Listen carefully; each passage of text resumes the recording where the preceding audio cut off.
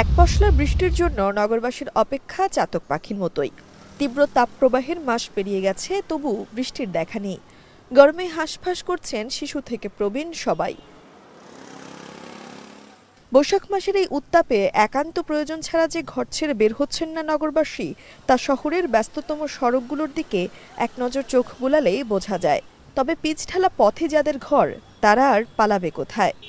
মহল্লাতে পানি নাই, কারেন্ট নাই, রাত্রে ঘুমাইতে পারি না।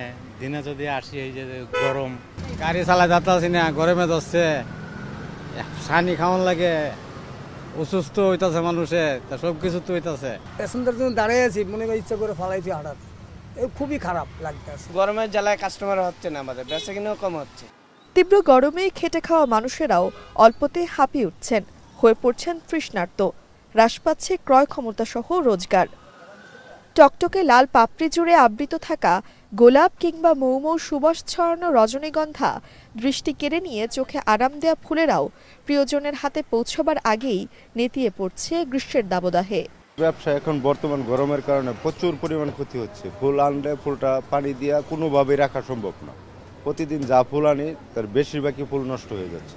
বিশেষ করে রোদটা একদম মনে হয় আগুনের মতো ফসকা পড়ে যাচ্ছে শরীরের ভিতরে। এরকম বাইরে তো বের হইতে হবে, যেহেতু আমরা কর্মজীবী মানুষ, এই জন্য বাইক নিয়ে তো বের হয়েছি, কিন্তু অনেক গরম। আবহাওয়া অফিসের বার্তায় ইশারা মেলে 24 ঘন্টার মধ্যেই অপেক্ষার অবসান হতে চলেছে নগরবাসীর। 2 মে থেকেই ঝিরিঝিরি বৃষ্টি ও দমকা হাওয়া বইবে, যা পরিবেশকে দ্রুত শীতল করবে।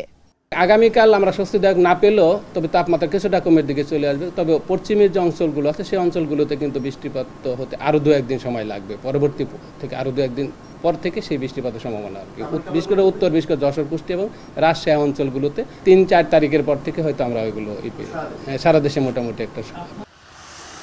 এপ্রিল মাসে সূর্য থেকে বাংলাদেশ সহ দক্ষিণ এশিয়ার অবস্থান অন্য সময়ের তুলনায় সবচেয়ে কাছাকাছি থাকে, যার কারণে এ মাসে সূর্যের তাপ এই অঞ্চলে বেশি থাকে। এখন বৃষ্টির শীতল পরশে তীব্র এই তাপপ্রবাহ ভুলে যাওয়ার অপেক্ষায় নগরবাসী। তানজিলা খান মিম, এখন, ঢাকা। ওয়ালটন ফ্রিজ কিনে অনেকের মতো আপনিও হয়ে যেতে পারেন মিলেনিয়াল। সেরা পণ্যের সেরা অফার।